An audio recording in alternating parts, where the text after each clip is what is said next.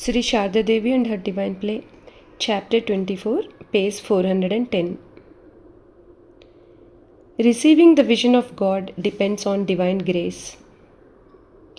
One monk was practicing austerities in Rishikesh. He wrote a letter to Holy Mother.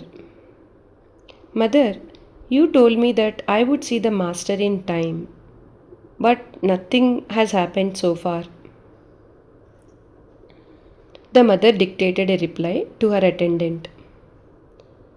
The Lord is not under any obligation to go forward to meet you just because you have gone to Rishikesh in the Himalayas. You have become a monk. What else will you do other than call on God? God will reveal Himself when it pleases Him.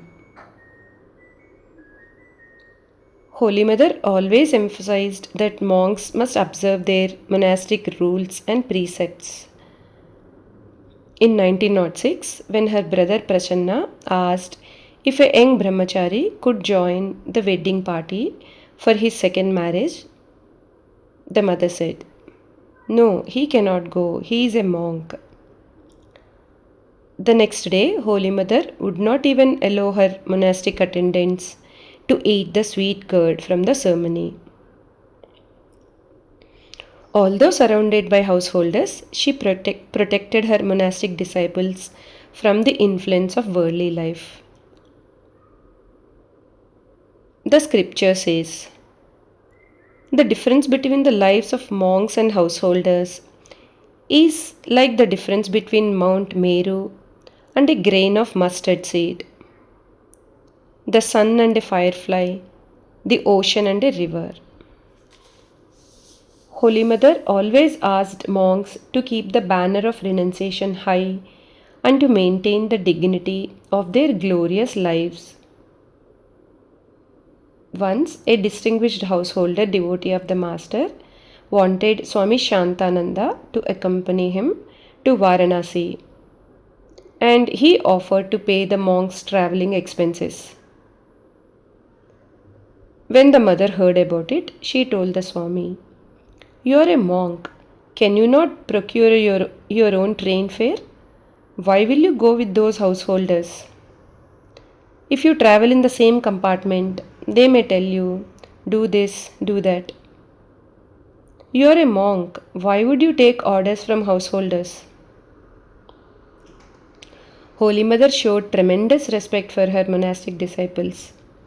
Brahmacharis Bharada and Hari were two of the mother's young disciples who did all kinds of errands for her and Radhu, and also rendered her personal service. She initiated them into Brahmacharya but did not give them ochre cloth. She said to them, "If you wear the ochre cloth, could I order you to do all these things? I would feel hesitant even if you touched my feet." As their monastic vows were delayed, she consoled them, saying, "Don't worry. Later, Sharat will arrange your sannyasa." After the mother passed away, the two received sannyasa from Swami Brahmananda in 1921 and became Ishanananda and Haripremananda, respectively. When Holy Mother was in Jairambati in 1920, she was not well. Nonetheless, she still got up at 3 o'clock in the morning to sit on her bed for meditation. Then she would lie down again.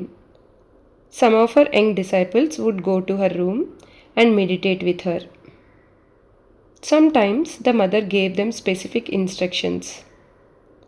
Once, one of the monks of the order was ill and was staying at a householder's house. She remarked, "Why should that monk live with a householder just because he is ill? One can stay in the monastery or at an ashrama. It is not right for that sick monk to stay in that devotee's house for such a long time. A monk must not lower the ideal of renunciation.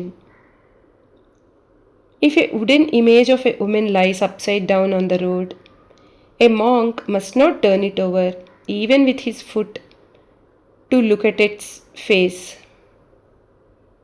It is extremely bad for a monk to possess money. There is nothing the round pieces cannot do, even to the extent of endangering one's life. After saying this, the mother told a story. A monk used to live on the seashore at Puri. He had some money.